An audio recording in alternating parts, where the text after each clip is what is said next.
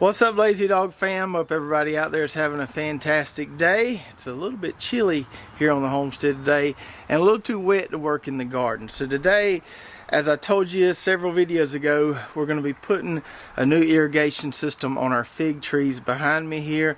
I want to show you how we set that up, how we get it installed, all the different pieces, all that good stuff. But before we get into the fig tree irrigation, I want to give you guys an update on our fig trees we have in the greenhouse here. A lot of people have been asking, when are you going to put these on the website? When are you going to start selling them? So I was trying to wait until the risk of frost has passed in all the states where we can ship these. That way we don't have to delay any shipments due to cold weather. And so I wanted to wait at least a few more weeks, and then we can ship them out with no worries of anything freezing during transit.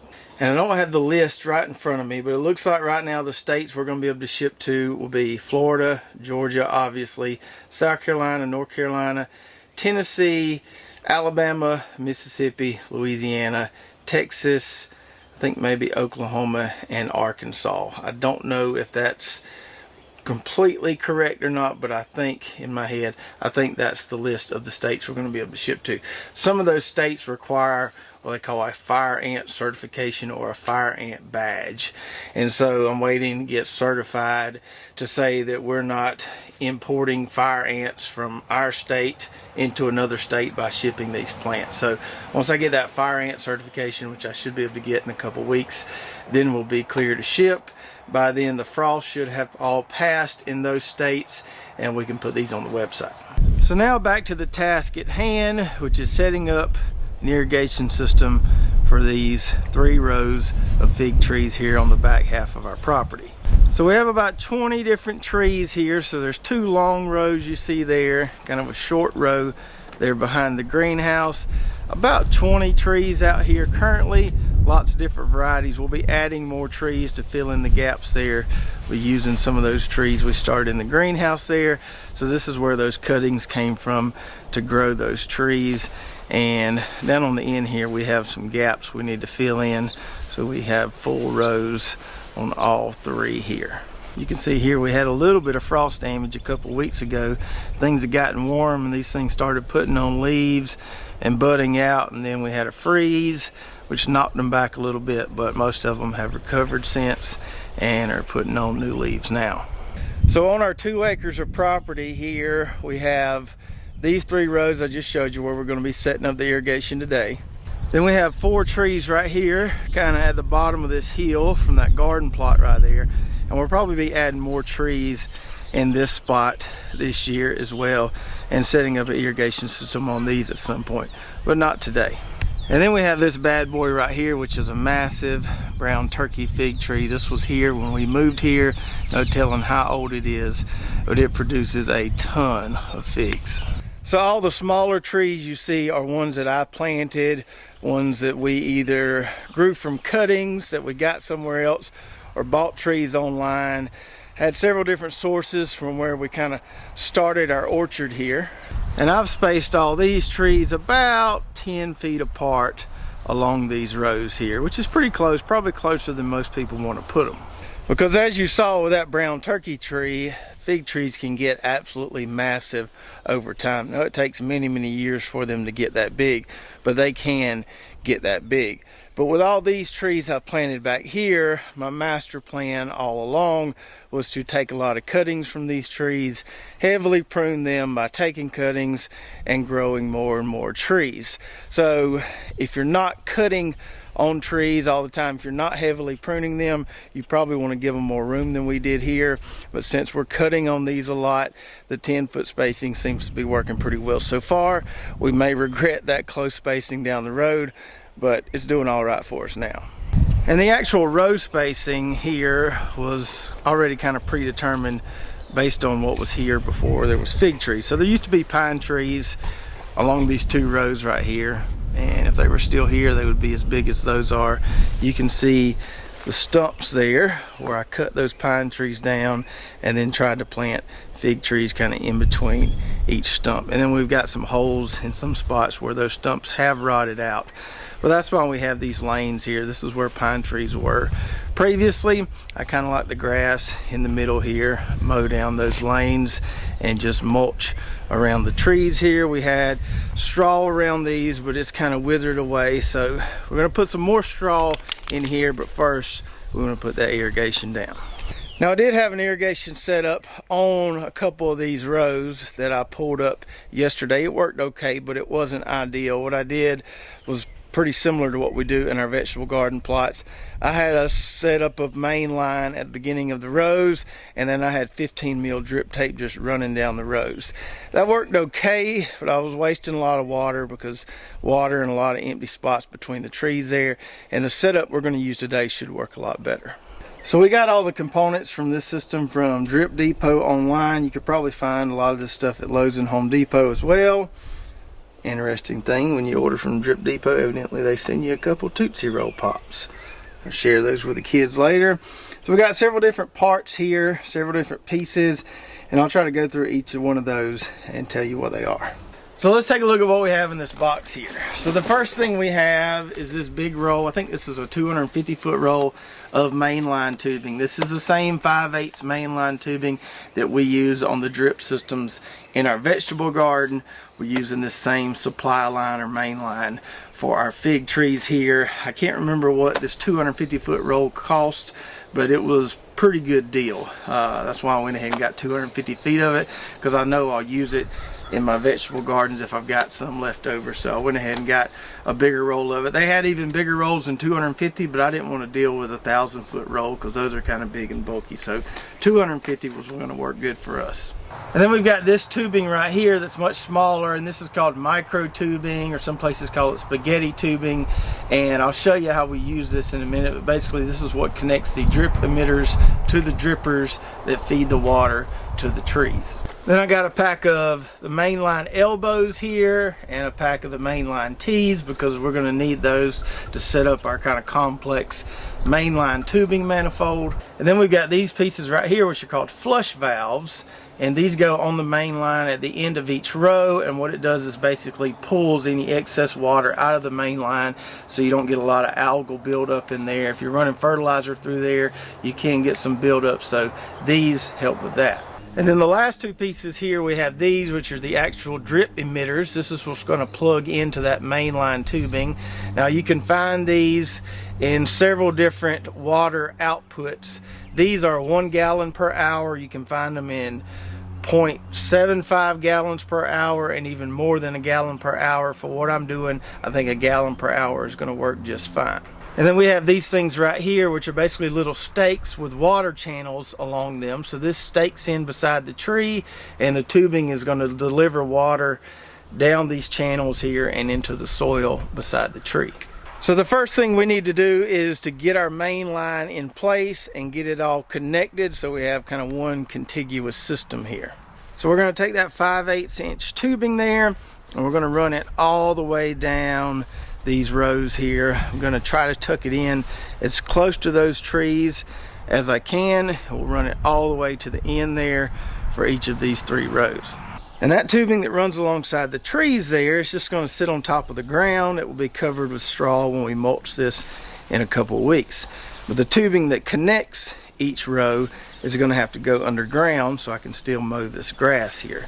So I came out here yesterday. The soil is nice and wet and easy to dig, and I dug me a little trench right here so we can connect this row to that row there, put that tubing underground, cover it up. We can still mow over this, and then it will just kind of resurface at the beginning of each row there. And I did the same thing over here where this shorter row starts behind the greenhouse. So this row is only about half the size of those other rows. We got us another little trench here where we'll tie in that row to these other 2. All right, so now we got our main line ran down each row, and even ran it back this way because I think I'll plant some more trees along there. So right here is where our water hose hookup's going to be. We'll install that in just a minute. We got kind of our bridge between the rows right there, and then our other bridge right here connecting this short row with that other long row. And just a little tip, if you're going to do this on your homestead, no matter what the scale, get more mainline tubing than you think you're going to need. I ran out of that 250-foot roll. Thankfully, I had some more underneath the barn there that I could use. But you're going to have a little bit of waste just by cutting the ends and stuff. So always get, I'd say, 20 to 50 foot more mainline than you think you're going to need. All right, so let's start off here putting together our water hose hookup. Now this is the same filter and regulator setup that we use on our vegetable plots. Probably don't need the pressure regulator in this case, but I'm just going to leave it there for simplicity's sake instead of taking this thing apart and reassembling it. It shouldn't hurt anything, but you don't really need it for these kind of drippers. So in our vegetable garden plots, we usually have the T on there like that in the middle of the plot. But here, since we're going this way, I'm going to switch the direction of the T like this. So we'll slide that on there. Get that tightened down. All right, now we can go here to that way. I'll leave that sitting on top of that stump like that. So let's hook this one in first.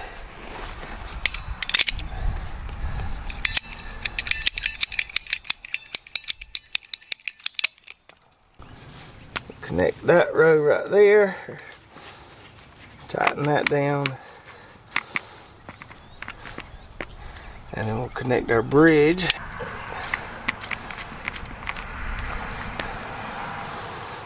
And there we go. So one T installed, several more to go. Now we need to put another T here on the other side of this bridge. So let's cut this line here in half. Connect that end. Connect this end. Cut this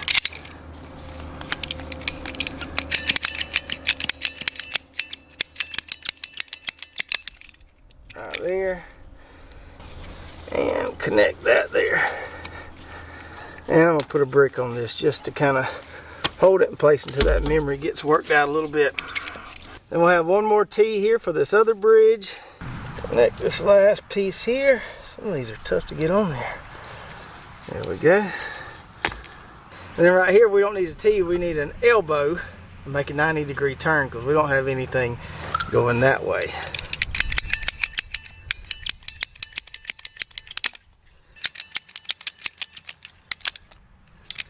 All right, that'll work there. Hold that down, maybe right there and right there for the time being. Okay, so now we got all of our main line connected. Now let's hook up the water, flush these lines, and make sure we don't have any leaks at those connections. All right, so water hose is hooked up to the filter there. We've got water coming out of each of those 3 pieces of main line down there. And we've got water coming out right here where I need to trim this up a little bit. So everything looks like it's connected properly all throughout the system. All right, now we need to plug the ends of the mainline tubing with these flush valves here. But I'm only going to put flush valves down at the end of those rows. I don't think a flush valve is necessary up here. One, because this runs mainly downhill, so once the water turns off, all that water should kind of run down that way, and just having a flush valve on that end should suffice. So here we're just going to use our standard figure 8 clamp like we use on our vegetable garden to crimp this end of the main line kind of on top of the heel here. So I need to trim that off a little bit, slide that on there, fold that, get it slid back in there. There we go. And that should be good on that end. And then for these flush valves here, we're just going to slide these on the end here. Well, they make flush valves that has a knob on them. You can kind of turn them on and off and manually flush them. These here are supposed to be automatic flush valves. So I thought that was an advantage, having an automatic flush valve there. So we're going to slide that on there, tighten it down, and then now the end of our main line here is sealed, and when we turn the water off, all the excess water should drain out right here. And we got the flush valves on the other 2 rows installed, so one right there, and one right there. And now that the main line is complete, now we can start installing our drippers. So first, let me show you how we put together this piece right here. So I did notice on Drip Depot's site you can buy these pre-assembled, but I decided I just put them together myself. I've already put together about, I think I got 20 of them right here. Not sure exactly how many I'm going to need. I didn't count the trees yet. So the way we do this is we just need to cut a piece of this tubing here, and you can cut this as long as you want depending on how far away from the tree your main line is. I've just been cutting 1 foot pieces here, so I just take an existing piece and use some good scissors here. I like these surgical shears. So we cut us a piece there, and then we have our little emitter right here, our 1 gallon per hour emitter. So we're going to slide one end of this onto the emitter. I did see a tip online that said if you have trouble getting these on the emitters, to dip this micro tubing in hot water and it'll make it easier to slide on there, but I haven't had any issues thus far. Then we need to take our little dripper here, put it on the other end of the tubing, and this tubing has a little bit of memory in it, so I like to do this number right here, kind of straighten it out just a little bit, and there we go.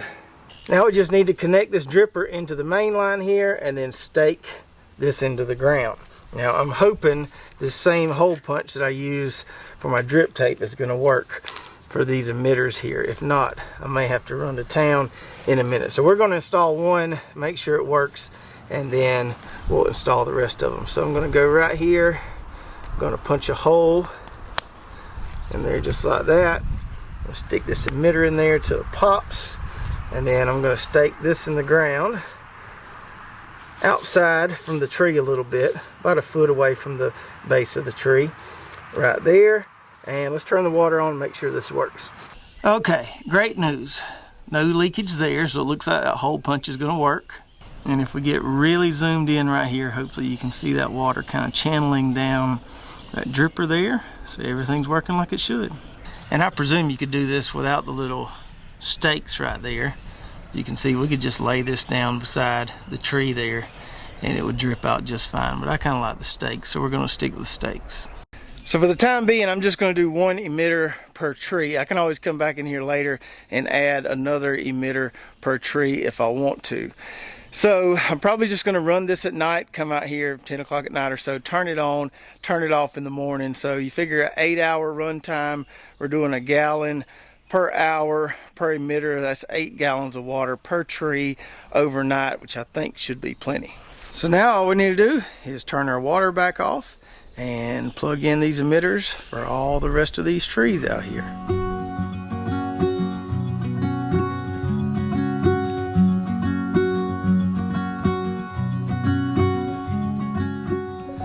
All right. We got them all installed there. I think I ended up needing about 23 pieces, so I have about 23 trees out here. And as we add more trees and fill in these gaps, all we have to do is poke another hole in that main line and install another one of those dripper connections there. So we'll hopefully be able to fill in these gaps pretty soon. So that took me about 2 hours to put all that together, not counting the time, a little bit of time I spent last night connecting all those little micro tubing pieces. But it's going to save me so much more time than that as I'm planting new trees here. When you plant fig trees, young trees like we have in the greenhouse there, they take a lot of water initially. You almost have to water them daily, especially when it gets hot. But now that I've got this system set up, I won't have to walk around and hand water them like I used to. I can just let the drippers do their thing. And this system will also allow me to more efficiently fertilize these fig trees. So once all of them start putting on leaves, I'll probably start running some of that Agri-Thrive fruit and flower through the injector into this system right here, keep these trees nice and happy. And in the past, sometimes in the summer when it gets really hot and dry, the trees kind of don't do anything. They're just kind of sitting there. Sometimes they look a little taxed. Now I can keep them nice and happy, and hopefully we get more fruit production as a result. And you can use this type of setup no matter the scale on pretty much any kind of fruit trees you have on your homestead. So even if you've got a little row of fruit trees, you can use a setup like this. Now you may want to install more emitters if they're larger trees. I'm sure different types of fruit trees have different water demands, so you may want to look that up to decide, you know, what gallon per hour emitter you get. I think the 1 gallon per hour is going to work just fine for these fig trees though. So I'm glad I finally got that done today. It's something I've been kind of putting off for a while, but I'm glad I kind of bit the bullet, got it done. Didn't take that long to do once I got it done, and I'm sure Miss Brooklyn will be happy that I've got it done now. She's been badgering me about getting the pine straw man to come put pine straw around the shrubbery, around our house. But I was waiting to get this done because I figured, well, if I'm bringing him out here, might as well get him to pine straw these rows too. Kill two birds in one stone. So now that we've got the irrigation in place, we can get some straw down around these trees, get everything tucked in nicely. So just like we did over there, we'll be setting up an irrigation system here, very similar to that. I think I'm going to add 5 more trees to this little square right here. So 1 tree in between those two, probably 3 down the middle here, make another little row, and then 1 tree in between those two over there. Give me 9 trees in here total. So my main line setup here will be a little bit different. It'll be kind of like a square with 1 row in the middle, and then on one of these corners here we'll put a flush valve so it all can drain out. And we don't ever have to worry about watering this monster here. It has roots and roots and more roots, so it gets plenty of moisture from the ground and that extensive root system. It always puts on a bunch of figs, whether we're having a wet year or a dry year. And then the last piece of the puzzle as far as getting our fig orchard here in better shape is to get a better system for tagging these trees. Now I know what most of these varieties are, but there's a few of them I'm not as familiar with. And I have these little tags on the limbs of some of them, but sometimes these tags get brittle after time and fall off, or the limb gets bigger and it expands and then it falls off. So that worked when the trees are young, but it's not a really good tagging system at this point.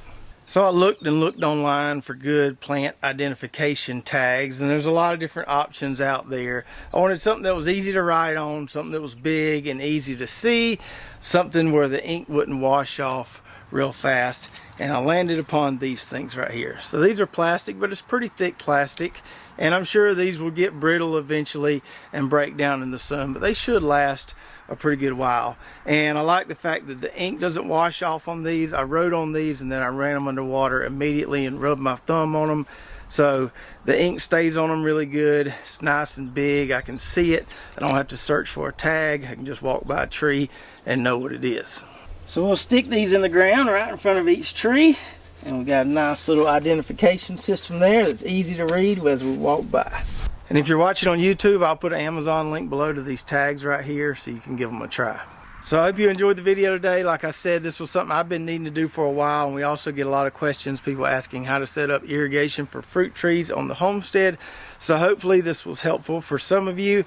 And if you'd like to see me put a blog on our website with a little more detail and links to all the individual pieces, let me know in the comments below, and I'll be glad to try to do that in the next couple weeks. And once we get straw put down here on these rows and get all the gaps filled in with new trees, I'll be sure to give you guys an update and kind of show you what the finished product looks like. If you're watching on YouTube, make sure to check out our affiliate links below. A lot of great companies that we use in our gardens around here at Lazy Dog Farm. If you haven't already, go check out our website, lazydogfarm.com, where we've got our garden journal, recipes, recommended products, Lazy Dog Farm merch, and more. If you did enjoy this video, make sure to subscribe, hit that notification button, like and share, and we'll see you next time right here at Lazy Dog Farm. Oh, farewell, by the beauty of your life.